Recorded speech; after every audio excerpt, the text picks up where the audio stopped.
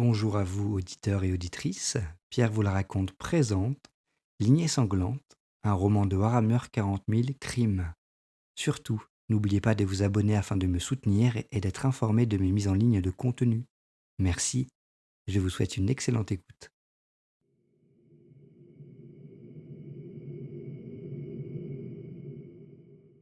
Le 41e millénaire. Loin des batailles qui déchirent le cosmos, existe une gigantesque métropole. Une cité-continent, immense, pourrissante, dont les antiques ruches abritent un royaume de corruption et où le meurtre fait partie intégrante de la vie de tous les jours.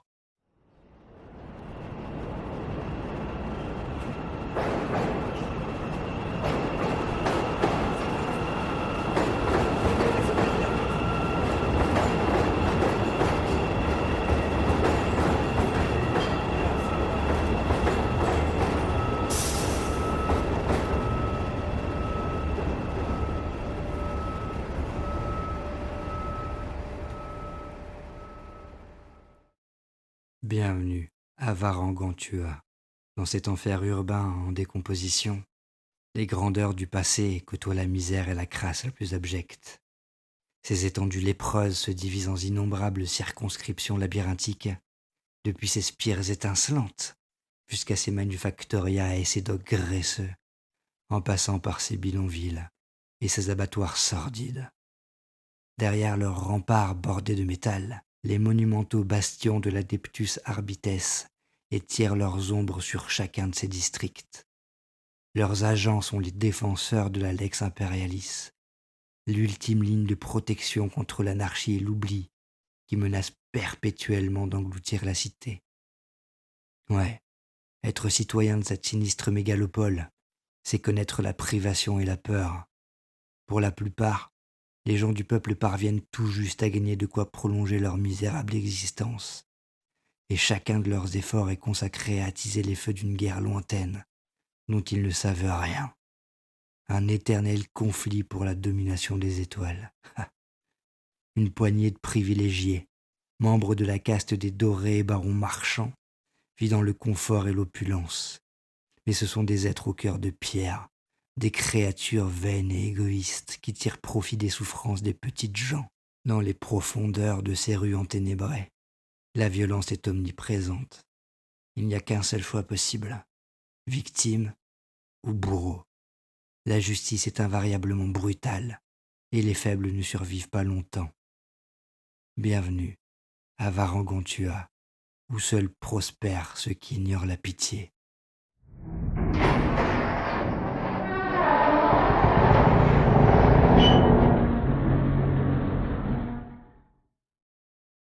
Chapitre 1.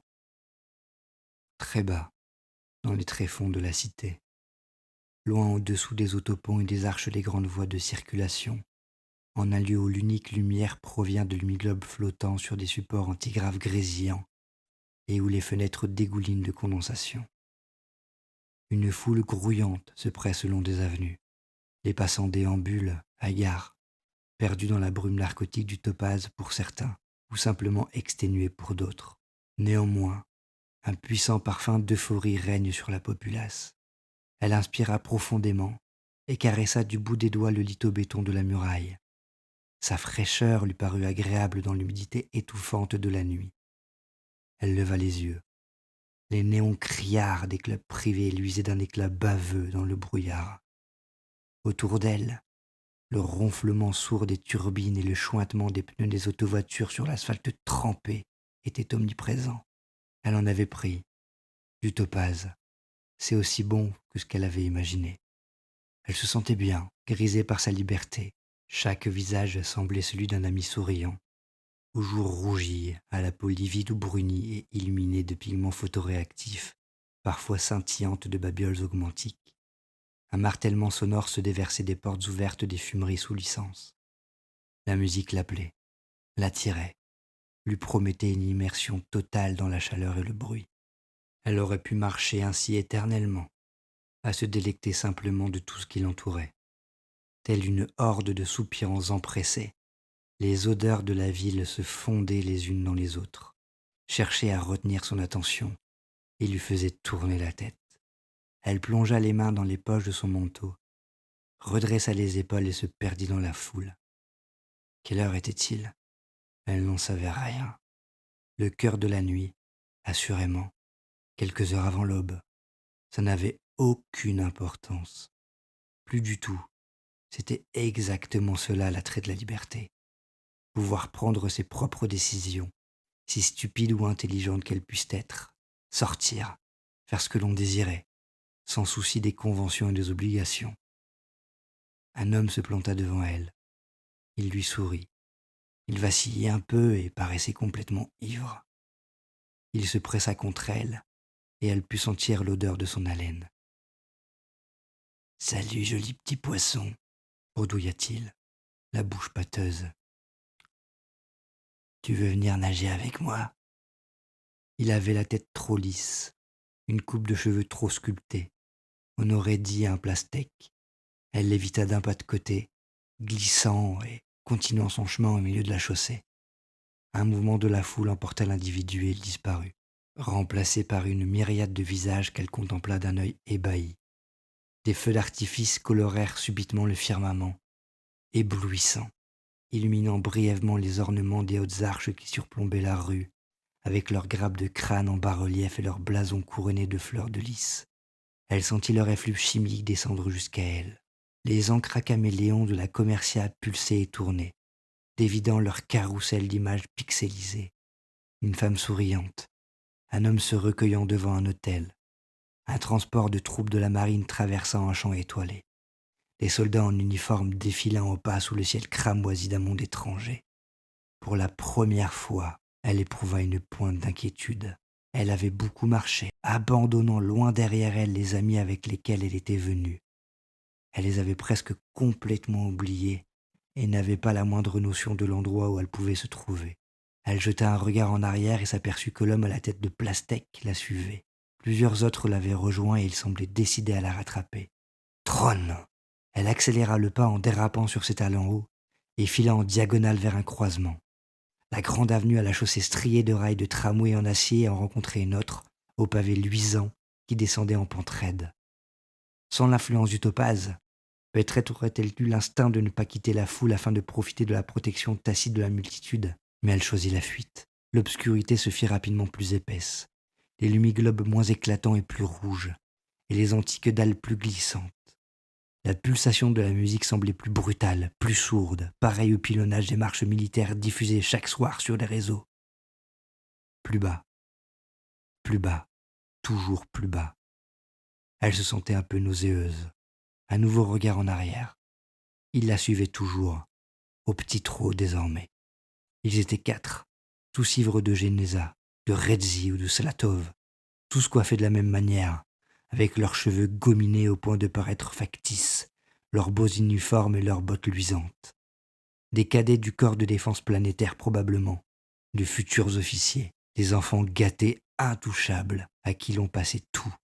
Elle les connaissait bien, elle les avait si souvent croisés, eux, ou d'autres jeunes gens de leur espèce. Mais elle ne se serait pas attendue à les rencontrer ici. Ils devaient aimer s'enquenailler, s'amuser avec le peuple, se frotter à la crasse et voir si elle restait collée à leurs uniformes. Son inquiétude commençait à se changer en angoisse quand elle sentit une main se poser sur son bras. Elle se dégagea avec un mouvement de recul et s'aperçut qu'il s'agissait d'une fille aux yeux rieurs. Une jeune femme de son âge, la peau vert pâle, les cheveux orange, avec un bijou de métal, une tête de serpent incrustée dans la joue. Ses prunelles scintillaient. « Viens !» dit la fille en souriant. « Je les ai repérés, moi aussi. » Alors elle la suivit. Et elles s'enfoncèrent ensemble dans une étroite venelle écrasée entre deux énormes blocs d'habitation, faits de plaques de préfa noirâtres. Un âcre relent lui agressa les narines. Un mélange d'urine et de sueur recuite, d'égout et de barre glucidique moisie.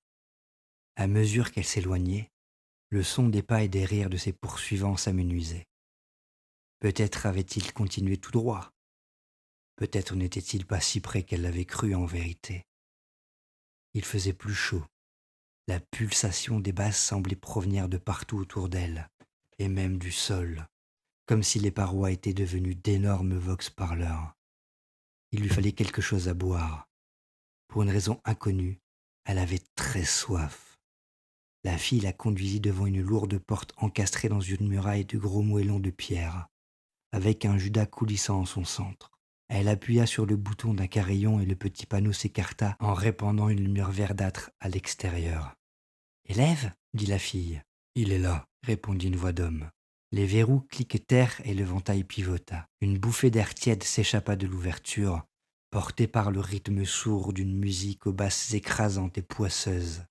Elle la sentit résonner jusque dans ses os, et cela lui donna envie de s'abandonner, de retrouver cette transe qu'elle avait réussi à atteindre un instant auparavant, quand plus rien n'avait d'importance excepté le présent, la chaleur, les battements de son cœur, le sentiment d'évasion. Son accompagnatrice la poussa doucement vers l'intérieur et le sommet d'un long escalier aux marches recouvertes de pastèques. Les murs étaient en parpaing et le sol coulait sous la semelle à cause des boissons renversées. La musique était si violente qu'il était difficile d'entendre quoi que ce soit d'autre. Elle semblait provenir de partout à la fois. « En bas !» articula la fille en lui souriant et en l'encourageant du geste. Elles descendirent ensemble dans une vaste salle où s'agitait une foule compacte de danseurs dont les corps en mouvement jetaient des ombres spasmodiques sur les parois tapissées de strombulumens. Quelle avait été la destination première de cet endroit? Une usine d'assemblage? Une chapelle? Cela n'avait pas d'importance.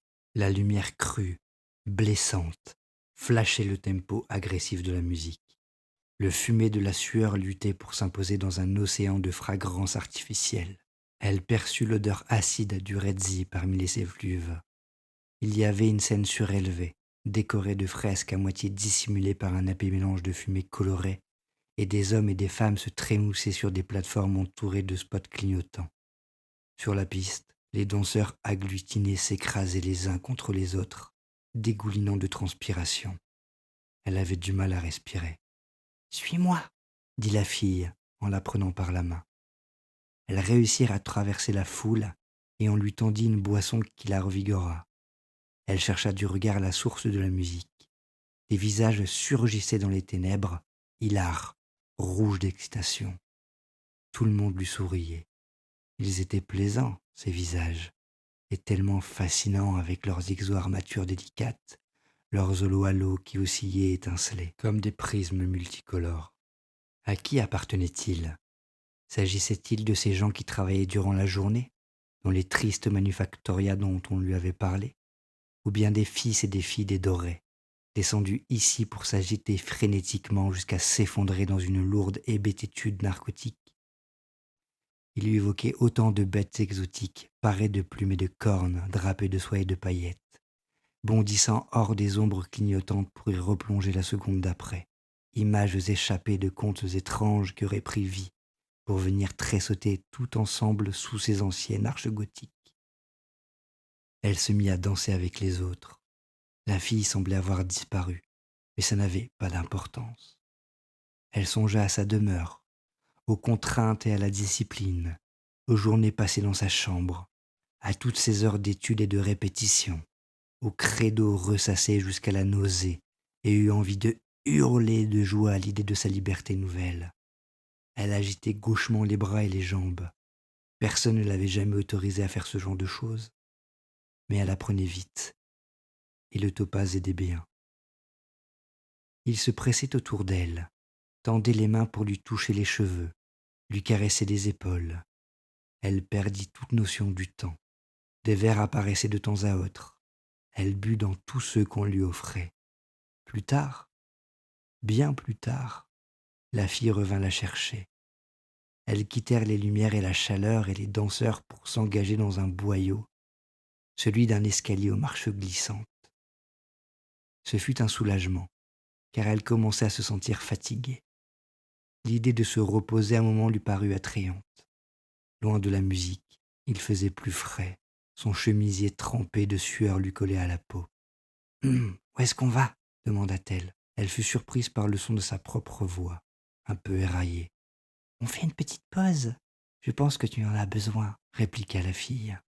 Alors, elle la suivit, mais avec difficulté. Il y avait des quantités d'escaliers qui montaient et qui descendaient.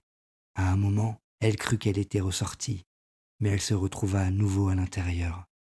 Elle était terriblement fatiguée, elle avait mal à la tête. « Est-ce que tu aurais de l'eau » demanda-t-elle. « C'est justement là qu'on va, pour en chercher. » Elles passèrent une nouvelle porte, très épaisse.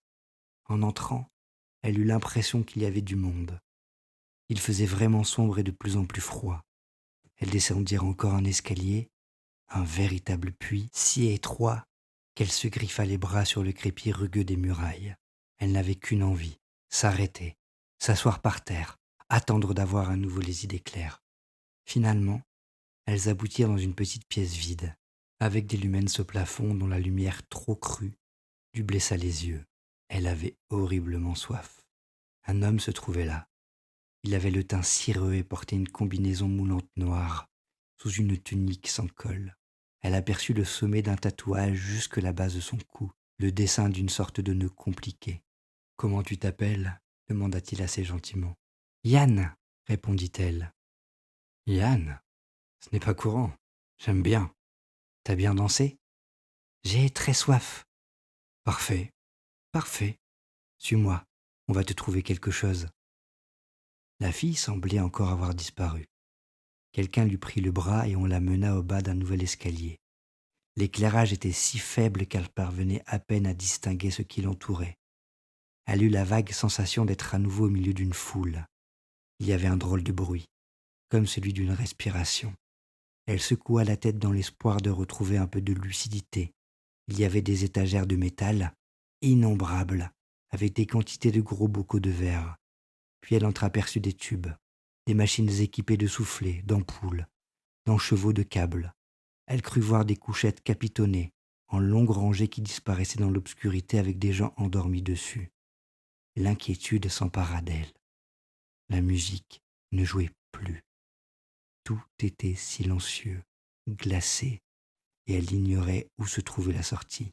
« Où suis-je » balbutia-t-elle. Ils la firent s'installer sur un fauteuil inclinable au rembourrage dur et inconfortable. Alors seulement, elle pensa à se débattre, à se défendre, mais elle n'arrivait plus à réfléchir. Tout se brouillait dans sa tête. Quelque chose se resserra autour de ses poignets. « Où suis-je » répéta-t-elle avec plus de véhémence. Subitement, elle se souvint du credo, de la discipline, de la maison et de ses certitudes. Un visage se dessina dans la pénombre. Elle ne le reconnut pas. Il était dur, les joues creuses. Le sourire qui étirait ses lèvres minces la fit paniquer. « Tu t'appelles Yann, c'est ça ? Détends-toi, tu es au bon endroit. » Elle voulut lui donner un coup de pied, mais quelque chose l'empêchait de remuer les chevilles. Elle leva les yeux et découvrit un bouquet d'aiguilles suspendu au-dessus de sa tête, luisante dans la lumière froide. La peur déferla en elle, si vite qu'elle craignait de se noyer. « Laissez-moi sortir !»« Ne t'inquiète pas !» répondit l'homme d'une voix apaisante. Il tendit la main vers l'une des aiguilles. Elle était reliée à un mince tuyau branché sur une pochette de plastique transparent remplie d'un fluide clair. « Tout va très bien se passer. »« Je veux sortir !» cria-t-elle en se cambrant. « Pourquoi voudrais-tu faire une chose pareille ?» dit-il, en tapotant l'aiguille qu'il s'apprêtait à lui planter dans la veine. Il jeta un regard aux couchettes alignées de part et d'autre de la chaise longue. Maintenant que ses yeux s'étaient habitués au faible éclairage, elle réalisa qu'elles étaient toutes occupées et qu'aucune des formes qui gisaient dessus ne bougeait. « Tu vas pouvoir faire tant de bien ici, » dit-il. Il mit l'une des machines en marche. L'appareil commença à ronronner en produisant un claquement rythmique semblable au battement d'un cœur monstrueux. Tchac, tic, tchac. Qu'est-ce que vous faites ? demanda-t-elle, la gorge nouée d'horreur. « Détends-toi, » répondit-il en attrapant quelque chose derrière elle. « Je vais te dire la même chose qu'à tout le monde. Ici, on rêve. Je vais t'injecter quelque chose d'agréable. Et après ça, tu peux me croire. Après ça, tu connaîtras la vie éternelle. »